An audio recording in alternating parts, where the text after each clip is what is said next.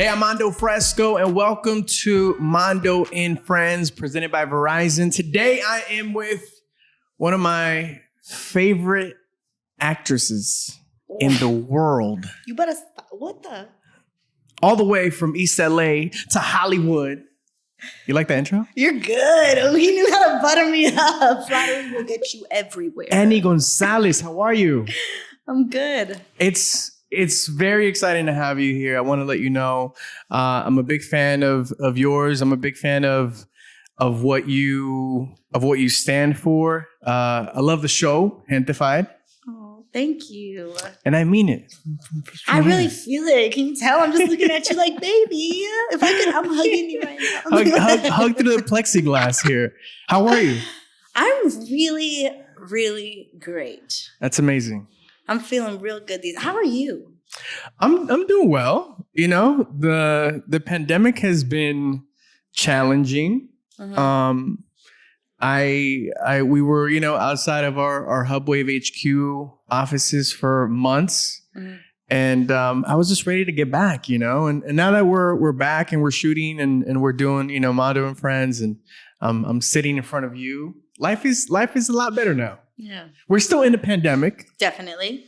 But things have, what I told myself was, this is going to continue. You got to learn to live with it. Right? How has it been for you?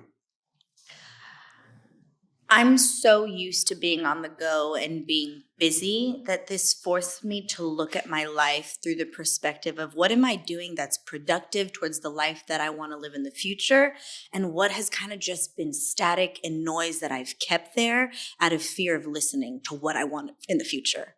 So this has been, and I know I'm very privileged and so grateful for that I've had the space and the time and, the love supporting me to be able to move through that journey. What has been your biggest lesson throughout these X amount of months now? My big lesson? Damn, okay, you're just going deep off the bat. Yeah. We're going there. Okay. Let's go there. So, like a lot of y'all, I had to move back in with my mom.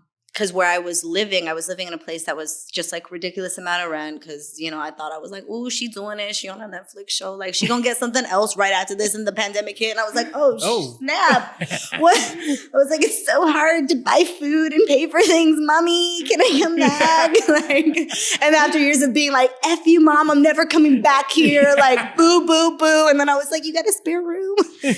So I moved back in there, and this whole time has really helped me heal the relationship with both of my parents. Wow.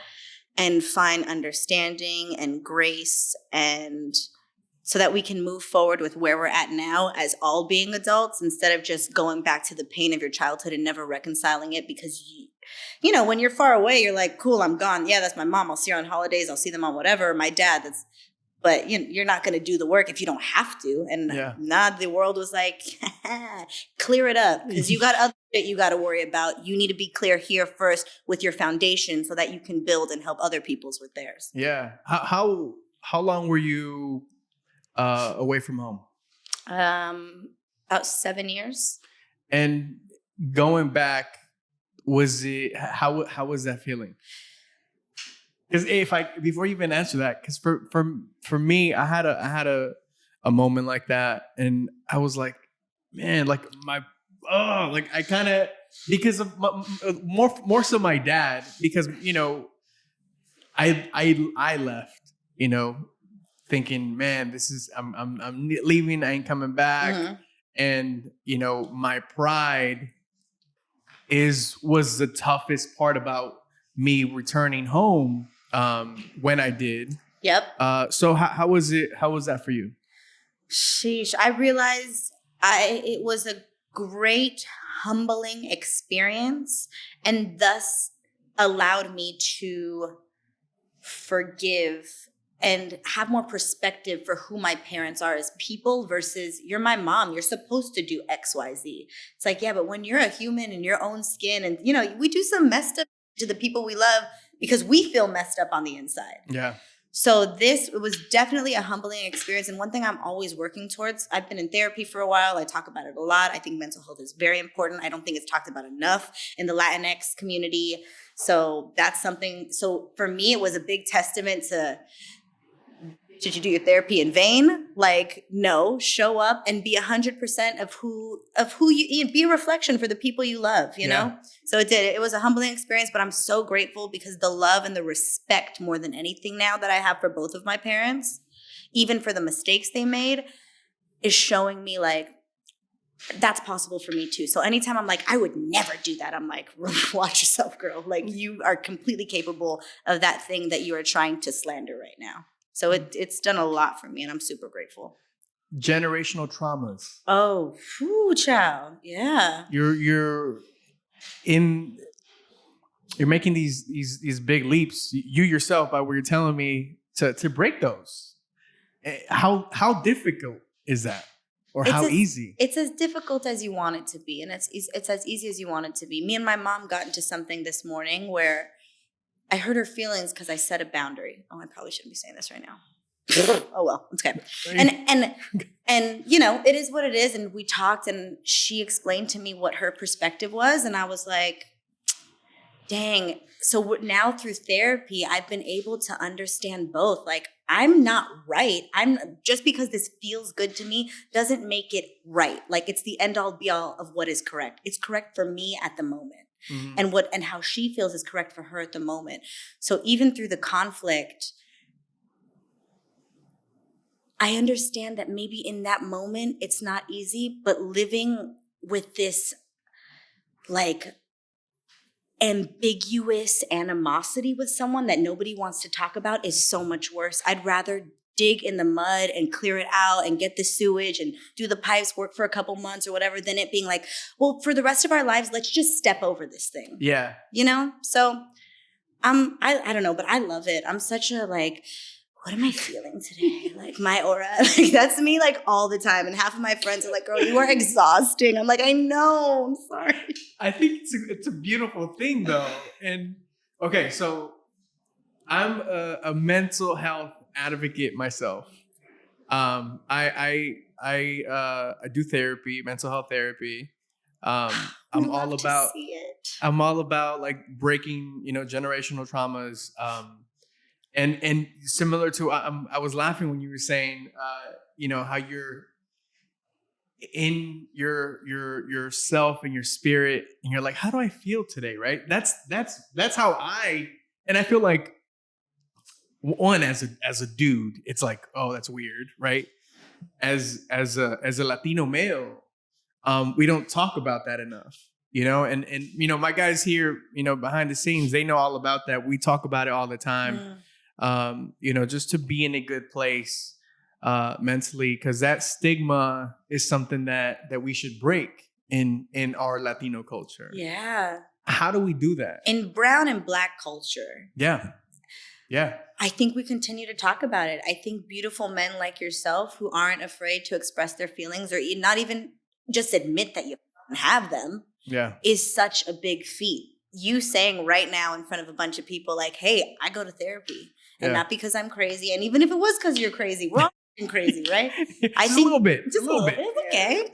I think that makes things fun, Add a little sazon, No, hell yeah. I think that's so awesome. Like I love that. I'm such an advocate for self-change and exploration. Because I'm sure you going to therapy, it wasn't always like my mom did this to me or so-and-so or my dad or this and that. A lot of it was like, oh, I've been doing this to myself. What in the world? Like, but it's more so about yourself. Always, right? Yeah. It's self-growth. It's like, how do you improve on yourself? And that's something that I'm all about, is just self-improvement. And I, for a long time, even before I was doing therapy, I was an advocate of it. But I thought, I can't just be all about it and support it and say that it's a good thing if I'm not doing it myself. So I started doing it. And honestly, Annie, it's one of the most eye-opening things I've ever done in my life. And it's not just for me. It's like to make people around me better. You know, it's like you said, like you having those like I now sort of live for awkward conversations because it makes the relationship stronger. Mando, I think you're right. This is Mando and Friends. And I'm sorry that I said otherwise, okay? You are evolved and I am not. And therapy has taught me that I can right my wrongs, okay? You're welcome. At first, before we started recording, Annie was like, I'm Mando and Friends. I think it's more like Mando and Acquaintances. I'm telling, see, therapy don't make you perfect, y'all. I'm a little brass sometimes, okay? But we trying out here in these streets, and that's what counts. So, you know, again, just starting off, you know, having this conversation, I thank you for that and being open to talking about that. Yeah. You know, what have you gained the most, you know, just being self-aware, you know, practicing. Do you do like mindfulness or like meditate or anything like that? I have like a little routine that I try and implement every day. Wake up really early. I go do my workout. I write in my journal and I meditate on it. It's been so helpful. What is for someone that doesn't do that? What does that do for you? It grounds me before the day grounds me, so that I'm not reacting, I'm responding from a centered place. Because I'm a moody person. I'm not someone that's necessarily easy to get along with. Because I go like this a lot. We're artists, you know. Anybody who's in a creative field, there's always something. And if you are creative, more likely than not, you're very empathetic and you have high, what's it called? Not empathetic. It's, I don't know. You take on people's energy. It's not empathetic. That's not the word that I'm looking for. Why can't I think of it right now? Doesn't matter. Anyway. But see, I'm a big energy person too. Energy is everything. Like we got to be careful who we give our energy to, and who we're getting it from too, right? Because if someone's like just not giving you good vibes, a lot of people don't know when to kind of step away. I think we're taught, like, in the culture, like, you love someone, you better stand by them. And it's like, I love you so much that we are both toxic for each other. I got to say bye. I had to do that recently with a relationship. I was like, oh my God, this is so romantic. Everything is perfect. But our blowouts would be like super toxic. And I was like, yeah, this isn't love. And if I really love you, it's not about me trying to work on this with you right now. We got to work separately, because when we come together, it's like oil and water. It is not working. But I think that's a bigger test. Yeah. Yeah. Yeah. No, you're right. I want to talk about. We're like all deep in the convo already. I want to talk about going deep, like as in like back to when you first started getting that itch for being a creative, for being an actor, you know, getting into, like, how did that come about? Since I was a little girl, my origin story starts. My dad is a performer. My mom was a performer as well. What type of performer? So my dad was an actor de chiquillo. Like, he did movies in Mexico, and my whole dad's side of the family, they're all performers. I don't know if you ever heard of the band Quetzal. Yeah. So that's my tia, my dad, and my tio's band. Oh, nice. Yeah. So I come from like a lineage of performers, and I wasn't really raised with my dad's side of the family, which is even more interesting, that I just was like, no, this is in my blood. Like, I've always known what I wanted to do. I'm very grateful that is... I think it was something predestined, that I understand. Even me sitting here right now with the visibility that I'm able to have has nothing to do with me. It's something bigger than me for whatever reason. But I'm grateful, and I'm going to try and keep my head down and do what I do. But since I was a little girl, always wanted to do it. When we say Verizon te da más, we mean it. La red más premiada ahora incluye Disney Plus, Hulu e ESPN Plus. Todos pueden tener lo que quieren sin pagar de más. Y todo desde $35 por línea. The network more people rely on te da más. Cámbiate a Verizon. So I always ask this question, and I feel like I sort of know where you're gonna go with it. Okay, so the question is, how did your parents react when you told them that you wanted to do this full time? And for me, my parents were not in the entertainment business. I had no one in radio or in TV. Mm-hmm. So for me, it was looked at me like, what? They wanted me to take a more traditional, safer route. It took me years, Annie, for my parents to like understand what I wanted to do. Mm-hmm. And I feel like I like asking that question because it differs from person to person. Mm-hmm. How was that for you? I was going to school at ELAC. ELAC.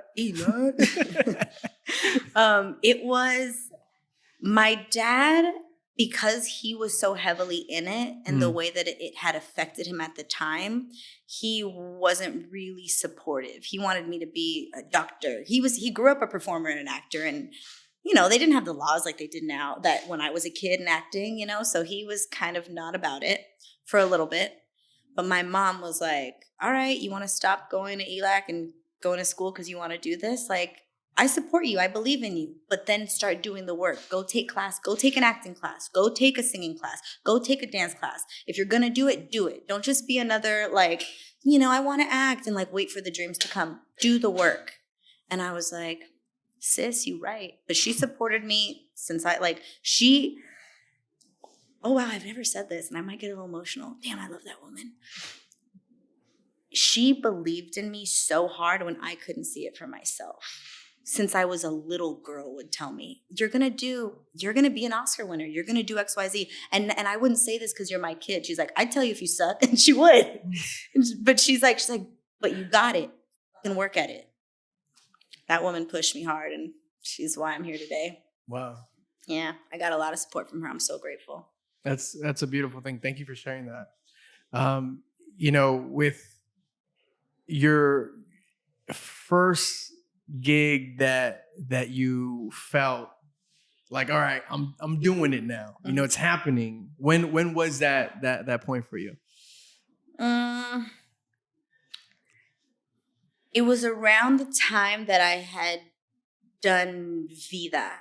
So right before that, and they were like little parts that no one on the street would ever know me for, but I felt the momentum of myself getting more comfortable occupying those spaces that used to feel like they were so far away from me. Still had imposter syndrome like a mother effer, even on Gentefied. Would go into my trailer after every scene and cry. Like, why am I here? Why, it's, still had it up until last year. Wow. Yeah. Why is that? Why do you think that is? I think us as humans, we make it about us and think that we're in control and we're in charge. So then it's my ego that thinks I don't deserve it. It's my ego because my ego thinks it's in control. My ego thinks I did this. I booked Gentefied. I did the work that allotted me the opportunity for them to see that I was good enough to be able to tell the story.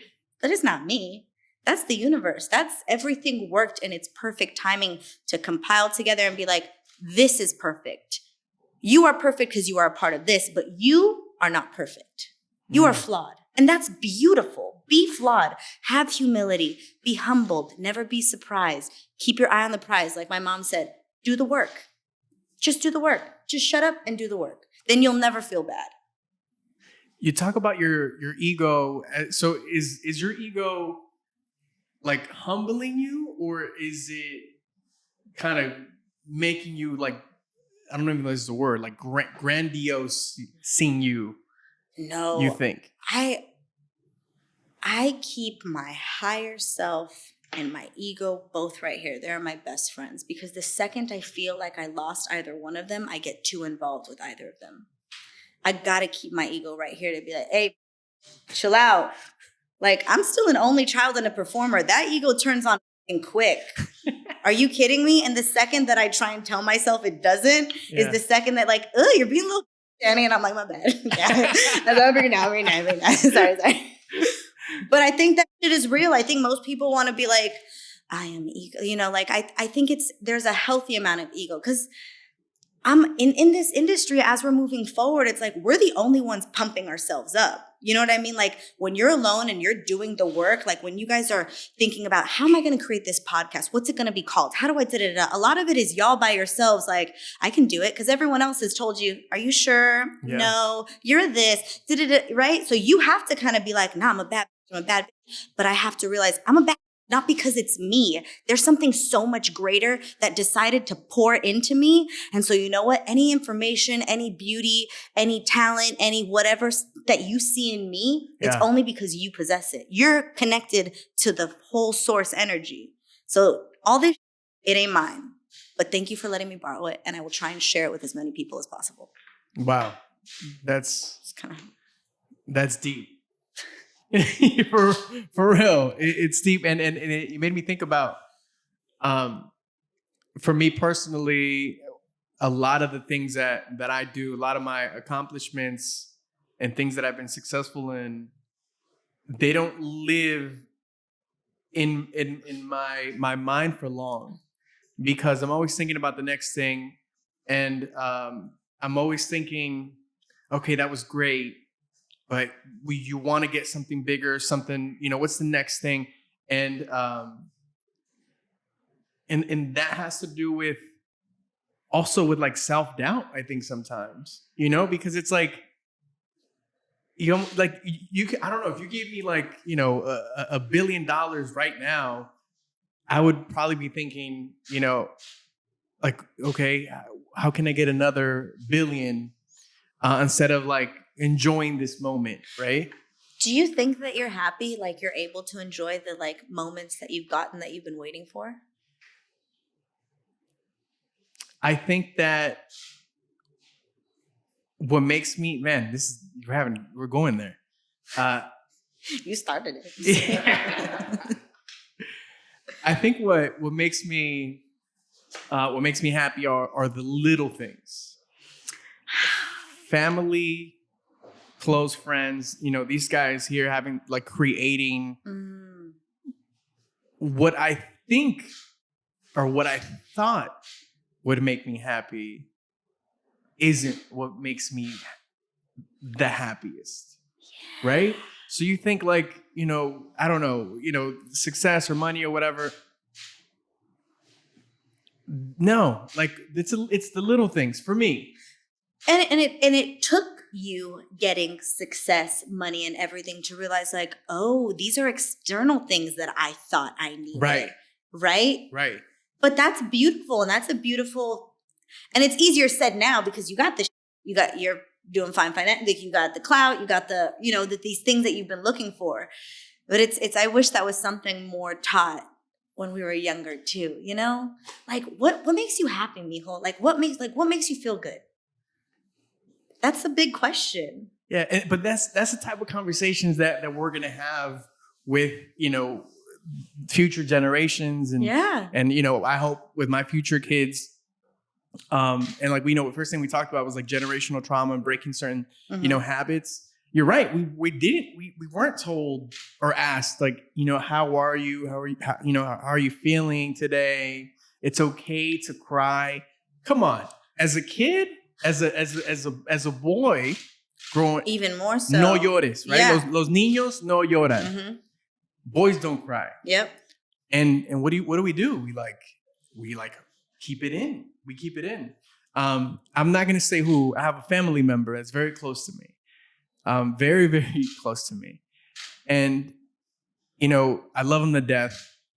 He bottles everything in because that's how we were raised for the most part. I'm sure not everyone, but it's very common to hear that growing up. As in a Latino household. Hey, los niños no chilles, no, los niños no lloran. And it's like we grew up with that thinking that, and you have to break that mentality, that way of thinking, that way of us being taught. Yeah.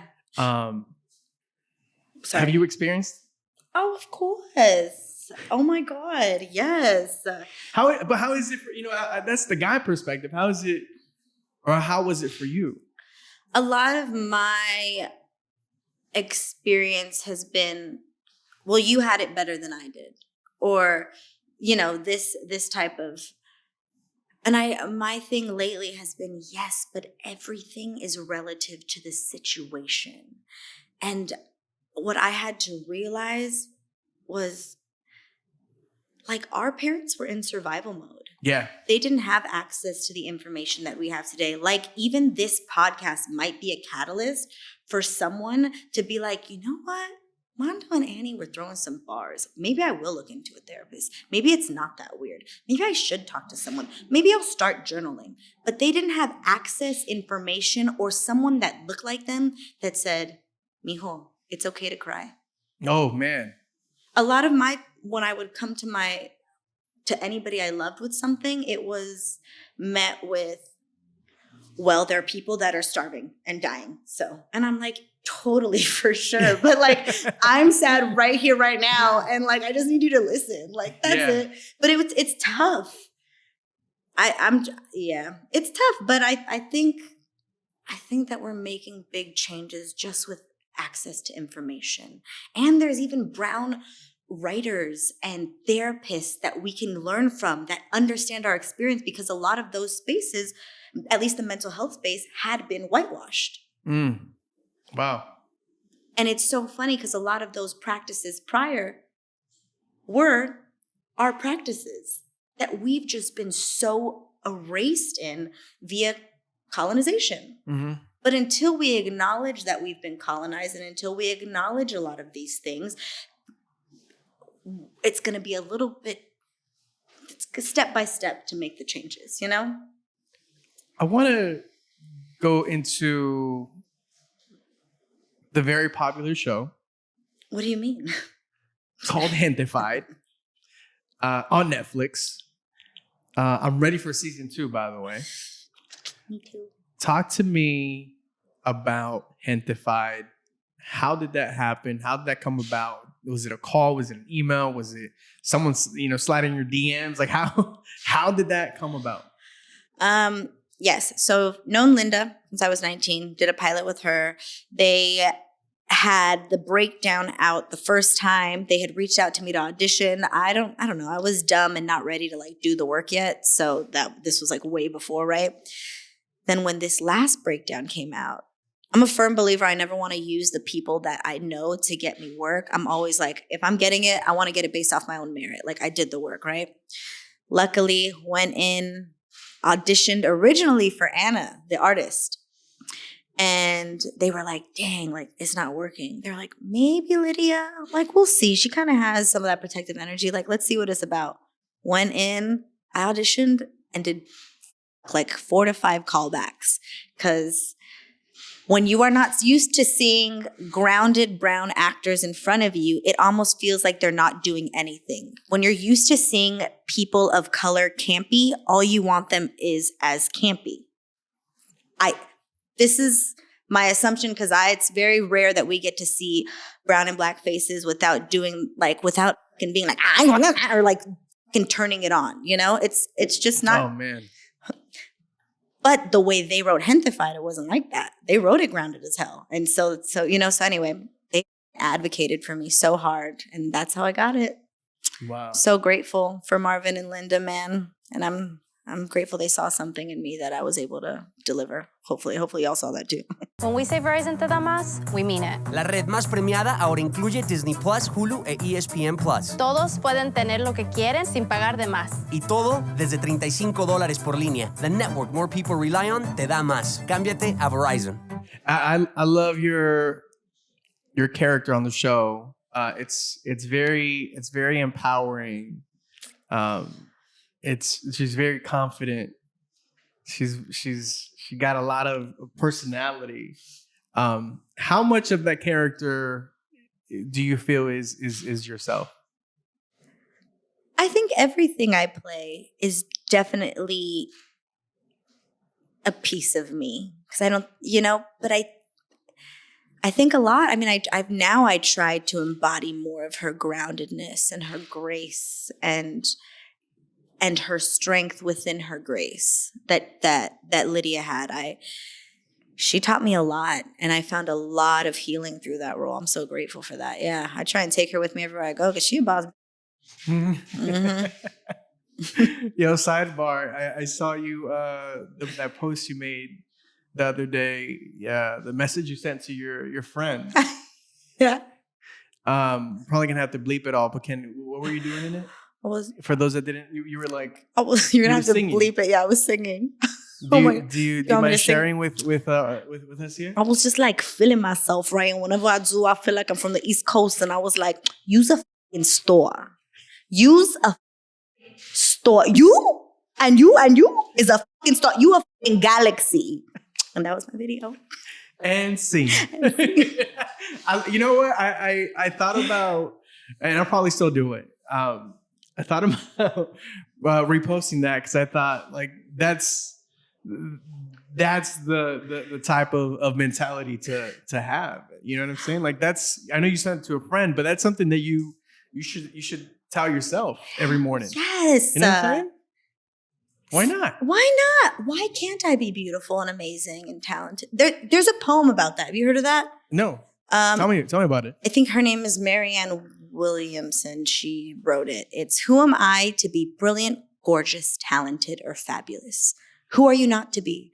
By you playing small, you are not serving the world. As you let your light shine, you unconsciously allow others to do the same. Shine on, baby. Be as bright as you possibly can. What do you think is the difference between being confident and being cocky? Confidence lends itself to, I'm awesome, but you're awesome, and you're awesome, and you're awesome, and you're awesome, and you're awesome. I think cocky is, I'm awesome. Can you grab my bag? Like, cocky is a whole different energy. Like, I know that I'm awesome because I could see it in you. And whatever I see in you is just a mirror for who I am. Yeah. That's a pretty good definition there. No, that's real. I always have. I'm a big Kanye fan.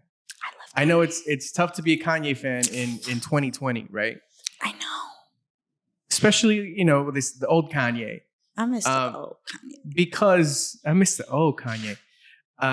Because Kanye, a lot of people see him as this like very arrogant and like cocky person.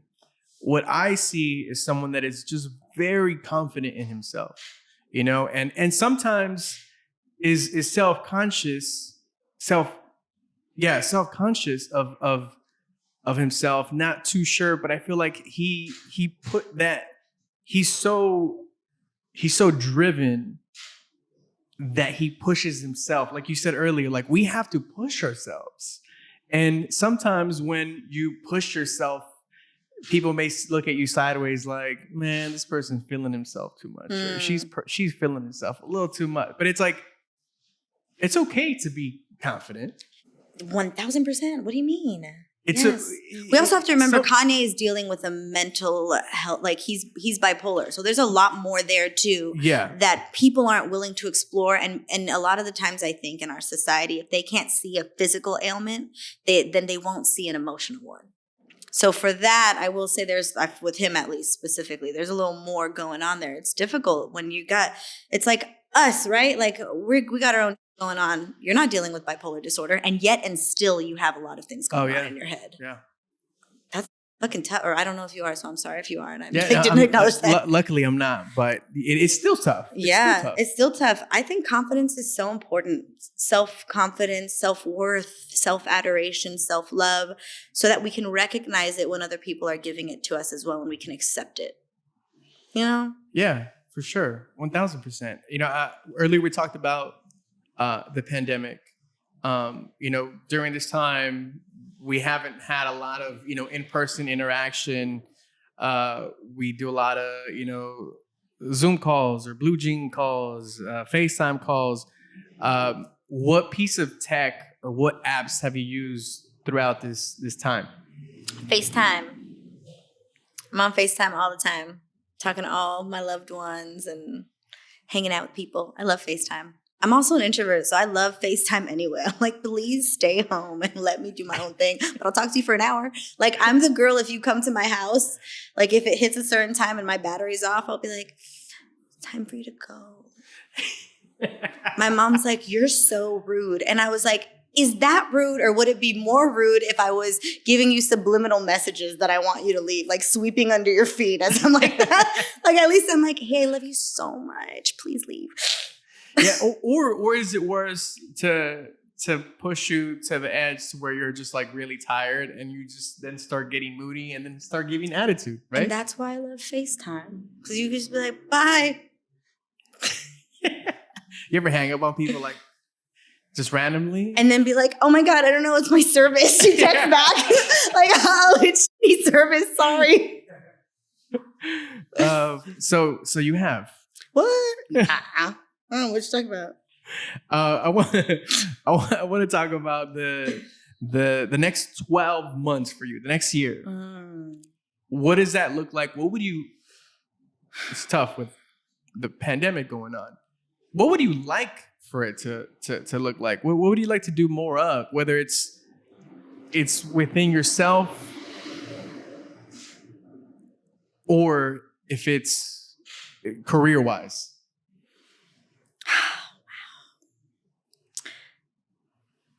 So right now, I am making my career my top priority of a relationship, because I don't think I've ever felt as confident in my abilities as I do right now, because I'm doing the work. Not because I'm special, but because I'm excited to do the work. And I'm excited to be bad at something so I can get better.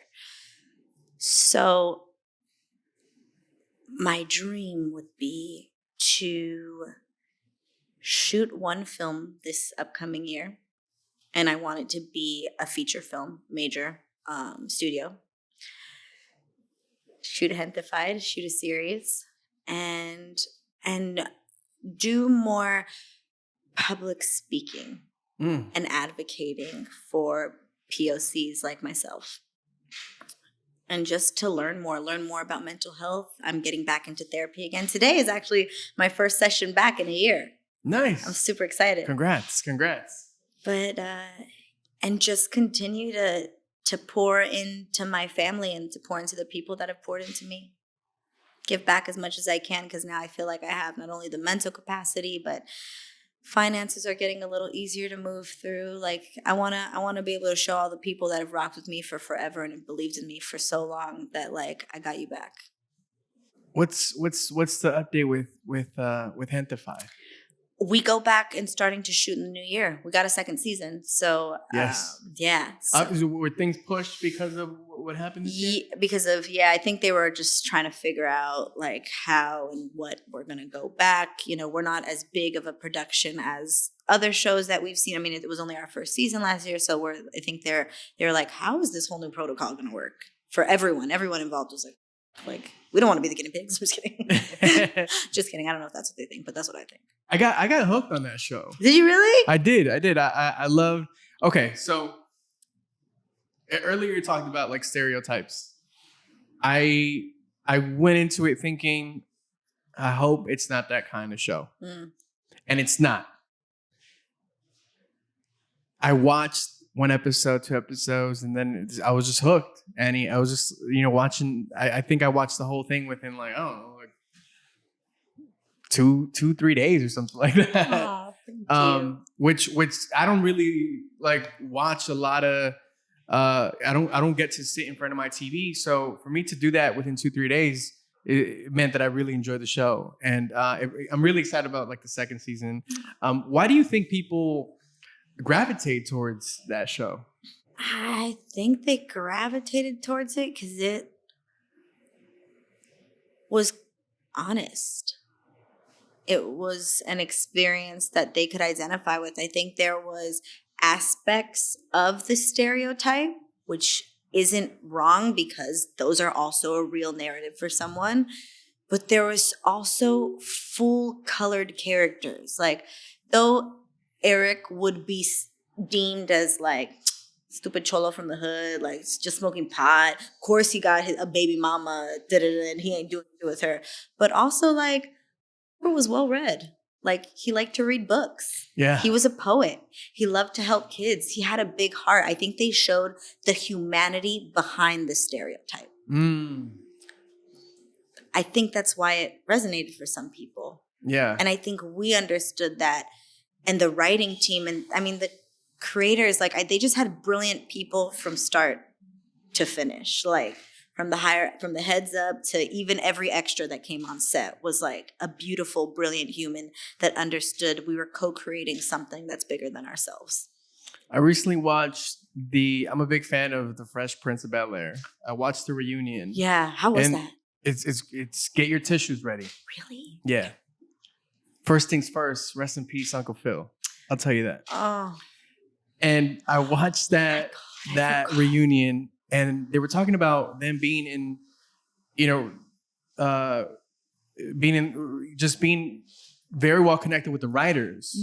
Where if something was, written, and they were like, you know what, we wouldn't really say this. They would just scribble out and kind of just update it with what they would say, what would come off naturally. And if this was like, oh, this is way too like stereotypical, like, I'm not gonna say that. The writers, the creators were really open, with that. Is that something like on set, or were you that of, like in the writers' room, or when you guys like sit around the table read? Is that something that you see in the show? I personally have never given a note like that. I thought the writing was done so well that I was great. Like, it just fell off my tongue. Like, they understood the area that they were talking about. Yeah. I think that's a lot of the problem sometimes when we watch certain things that we're like, oh, it was good. And it's just a little off the mark. So it's almost like it's, but I think that they understood that area. They also are very loving, open people that I'm sure if someone in a respectful way were to come to them and say, hey, I don't know if this aligns with who so-and-so is. Not saying they're going to take it and be like, let's change this whole thing, but I think they would be open to a conversation at least. It's such a brilliant, beautiful team that I would only sing their praises and assume that they would only have the best interest, not just for their actors, but for the project itself. Like, everybody just wants the project to be good, Because then we get more projects with our faces that are good, then we can do more projects with our faces because they'll trust, oh, yeah, these people can do it. Okay, sick. Like, they can hold a show. They can hold a movie. Maybe we don't have to say that they're Latinos every time to be in a movie, just like some white people. Yeah. They don't got to specify, I'm from Russia, I'm from this, I'm from that. It's like, cool, I'm just a person. I would love to just play a person. A hard person. Yeah. And Are you seeing that more in the entertainment world, do you think? I think I am. I think it's baby steps, and I think I'm a firm believer on manifestation, so I see it everywhere. I do. I see it happening. I know it's going to happen. I think that's even what Gentefied was. We just so happened to be Latino in the show. It just was a human story. I think everybody could identify with it. That was going on in there. When we say Verizon te da más, we mean it. La red más premiada ahora incluye Disney Plus, Hulu e ESPN Plus. Todos pueden tener lo que quieren sin pagar de más. Y todo desde $35 por línea. The network more people rely on te da más. Cámbiate a Verizon. So for those that haven't watched Gentefied, the show is based in a neighborhood that you're very familiar with. Please tell us and share with what Gentefied is about. It is about the gentification, which is a play on words. It was coined, I don't even remember his name, a gentleman from the area. So gente is my people, gentrified, gentified, your own people gentrifying a neighborhood. That's basically, it's about that and about a love story. It's basically a love letter to the hood. Like romanticizing it because I think it deserves to be romanticized. It's a beautiful space. With Gentefied, you get emotional watching the show. I'm not gonna spoil it for everybody, but it gets you in your feels. Did you watch back, or I know there's some actors that don't like to watch what they're creating. They just create it and they just like, all right, I did it. Do you go back and watch your performances? I do. And I'll like watch and critique. That's how I kind of watch TV in general. Like I don't really watch it for enjoyment. I almost watch it to study. It's so hard for me to watch a movie and be like, wow, that was so enjoyable. I'll be like, that moment wasn't real. Or I'll be like, oh God, let me rewind that. What did she do there? Like that's how I watch TV now. But for me, I've made it fun. Like it's just fun for me now to look at it like that. When I first watched myself on Gentefied, I cried. I was like, I'm the worst actress ever. I'm like, this is horrible. I was like, why did they cast me? Like it was, and then I got my ego out the way, and I was like, I watched it again, and I was like, is she kind of cute? It's like, I see her titties is sitting. Okay, girl, I see her. Like, I was like, okay. She had a baby. Like, I see her. Like, it took me a minute, but I love watching my after. I like to see how I could be better. Yeah, no, I'm the same way. Like when I hear, a commercial, 15 years of radio, Annie. And I watched myself, or I would hear myself every time. Like no matter how many times it played, I would turn it up. If we're like driving and I would, come on, I'd just be like, all right, hold on, let me. Okay. All right. And I like listen. Okay. I could do this better. I could enunciate better. I can, I could smile more. Right. Cause if you smile, you can actually hear it in people's voices. If I'm talking like this, or if I'm talking like this, it's different, right? Even a smile changes. Yeah. So, and the same thing with like TV. Like I'm always like pausing and rewinding on social media too. I'm sending the guys videos all the time. Like, oh, look at this. Yeah. Like, yeah. We don't digest entertainment the same, I think. Yeah. Are we tainted or are we just like artsy? I think we're just like artsy and like, like really love the work, Yeah. I'd like to think so. I don't think we're tainted. At first, did you feel tainted? You're like, I can't enjoy anything. I feel like that at concerts. Really? I feel like that at concerts. I've had the blessing of attending many shows, like my favorite, acts and talent. You ever need a +1? I got you. Yeah, I got you. And I've been, watching sometimes like, great seats, and I'm just like, I like it. I'm enjoying it. I'm vibing with it. But I think that I've been to many shows that I'm a little tainted. I watched Kanye once. I was like from here to you nearly, right? Close to Kanye. And I was just like, man, it sucks because I know there are fans out there that would be like, their mind would be blown being this close to a talented artist like Ye. And for me to be like, cool, I'm vibing, but I feel tainted at shows, and that's what I feel like sucks for me.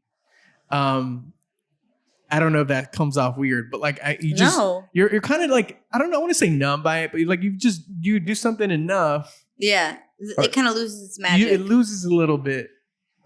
Maybe this is your test to try and find magic in different, like start looking at it from a different angle. See if you can find the magic there.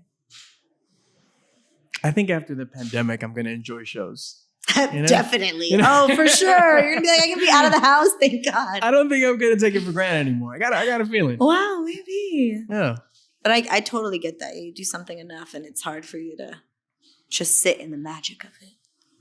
Maybe that's the magic. In the combos that you and I have had today, I want to know how important would you say is representation? Obviously, you've been on a show like Gentefied. It's representation is 101 with that show. But how important would you say it is? I think it's one of the most important things because it's really difficult to become something if you've never seen it. And it's so empowering to see someone that looks like you, someone that comes from the spaces that you come from,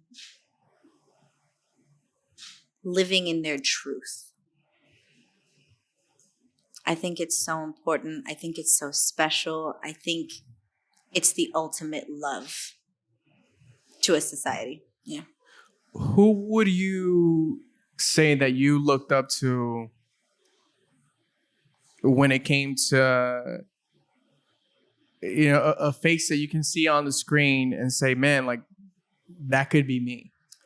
Rita Moreno was a big one for me. I grew up watching a bunch of old movies, and I love musical theater. I sing and stuff too. So watching her in West Side Story was like monumental. Because I've always been very like, the term brava, right? Like I've always been like big and boisterous and I'm like, look at me, I sing. So seeing her archetype on screen, unapologetically owning her womanhood, essentially being a fucking feminist in the 50s in a musical with Latinos in it, like that to me was like, Selena was a big one for me too. And then these other ones are random. These ones are like Bette Midler and Barbra Streisand. But I just love their boisterousness and their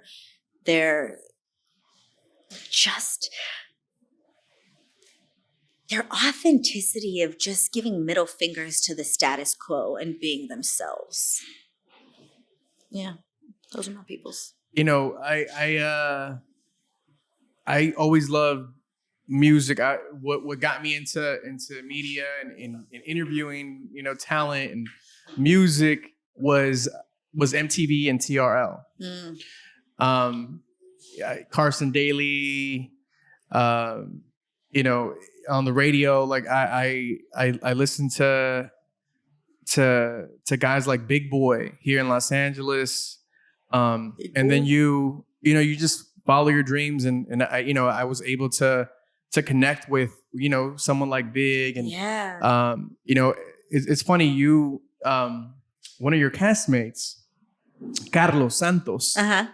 Carlos, I've never met, and we've worked at the same places. Sort of like when he's exited, I've taken his place. So he was at LATV and he would host a show there. I came in as he left. I took that spot. When he was at MTV3, he left and I took that spot. And even before that, I would watch him on LATV, and I was like, oh, that guy, he's like a cool, like funny, entertaining dude.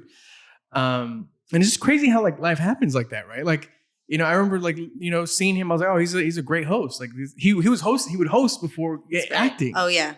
Because this dude, I just remember thinking like, oh, he's a really talented dude.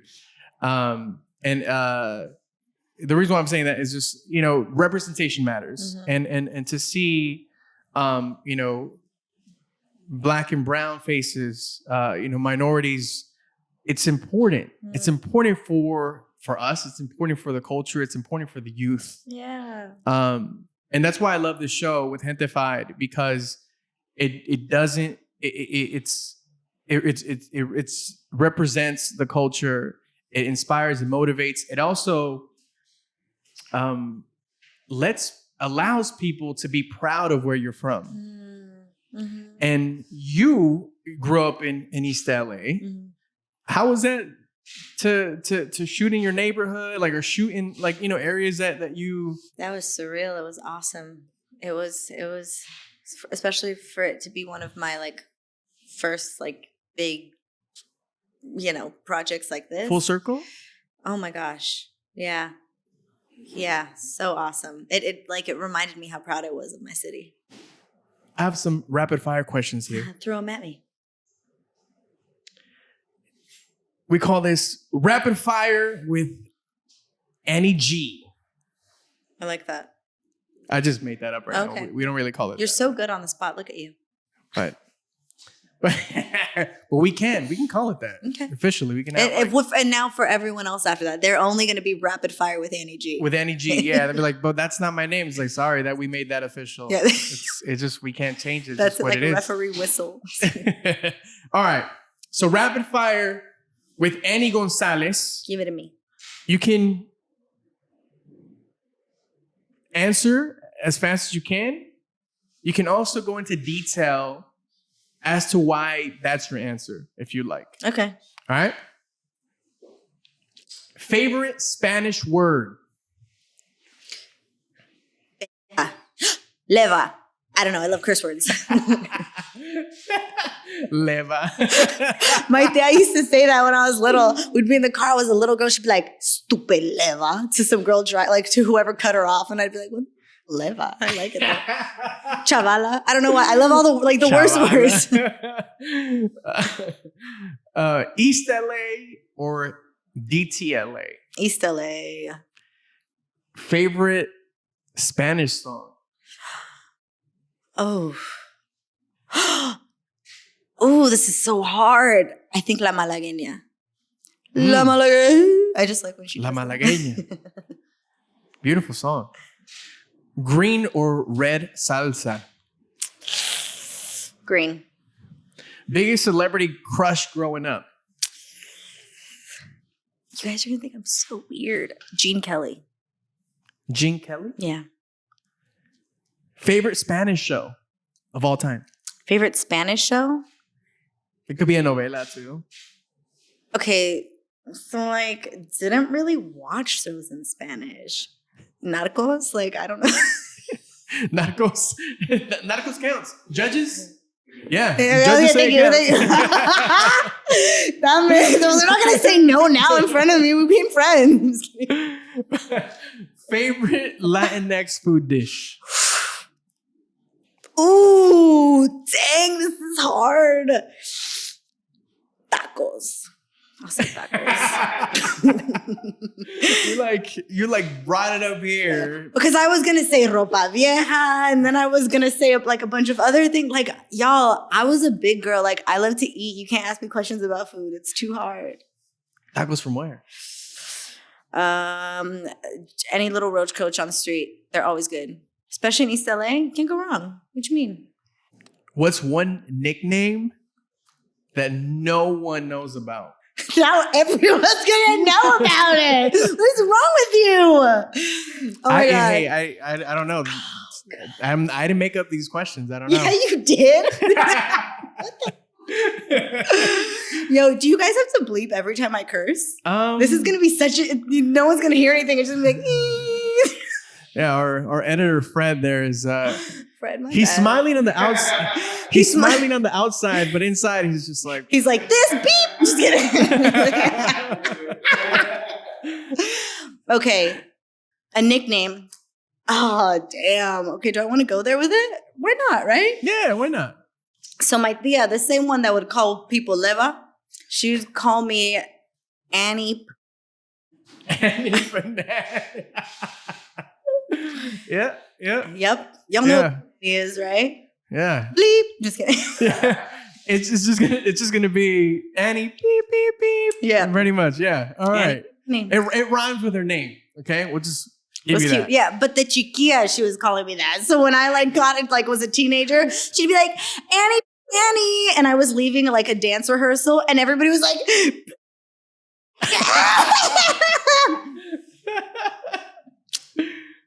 Something you're horrible at. Something I'm horrible at. This is so hard. I'm so good at so many things. Cleaning. I'm so messy. I'm so unorganized. I'm really bad at it. I mean, clearly, I scheduled y'all for 5, and then I was like, psych, just kidding. Can we change it to 12? Like that. I'm super unorganized. We're going to get better, though. 2021.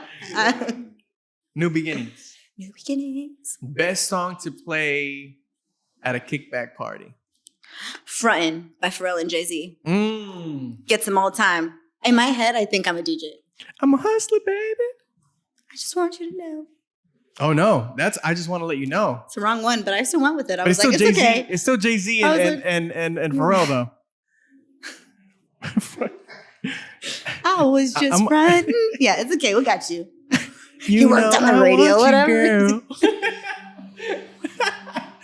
I should have gotten that one. I know, off that's the sad. bat. Low key your job for the longest time. Yeah. Making me look bad over here. Can we edit that out? Best singer of all time, Annie.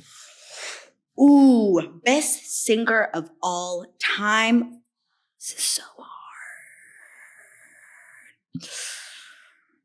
Damn, because I love vocalists. Okay, right now, low key, my top pick, Jasmine Sullivan.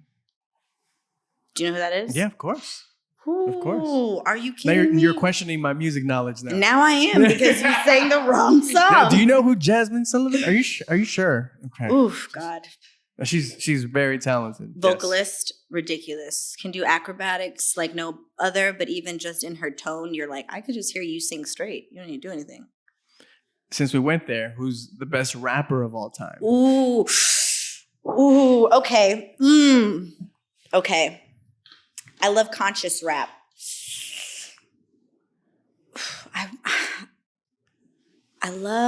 I still really love Mos Def. No one does it for me like him. Or what does he go now by? Yosef, yeah. Yosef something. I don't know. But I miss Mos Def. I was watching old Chappelle. Close to the money, just the streets. I'm like, you better, daddy. Get it. Love him. Chance the Rapper also does it for me really nicely. I like J. Cole. There's so many. I just love a good lyricist, you know? Someone that's talking about like the good stuff. Whose work do you think you've owned more of when it comes to like hip hop? When it comes to hip hop, whose work do I think I have the most of? I mean, you know, we stream now, but like, let's take it back to when you were buying CDs. And when I was buying CDs, I used to listen to a lot of 50 Cent. 50? Hey! I really did. Like Many men. I had to redeem myself. I had to sing something. I know. It's okay. You got it, Papa. And you know what? I support you, and it's okay. Okay? To cry. Thank you, Annie. It's been a pleasure. Aww. Thank you so much, Hell honestly, for coming. I enjoyed every minute of it. You are welcome here at Hubwav and at Mando Friends anytime. Oh, thank you. I appreciate that. Make sure you follow Annie. Annie, where could they follow you? You guys can follow me at Annie Gonzalez, ANNIEGGONZALEZ on Instagram. There it is. Annie Gonzalez. Go watch Gentefied. Season 2 coming very soon. And when her feature film comes out very soon, go and see her then. We're going to put it out in the universe. I'll be back here talking to you. Yes, let's do it. Annie, Mando Fresco, and you're watching and listening to Mando and Friends presented by Verizon.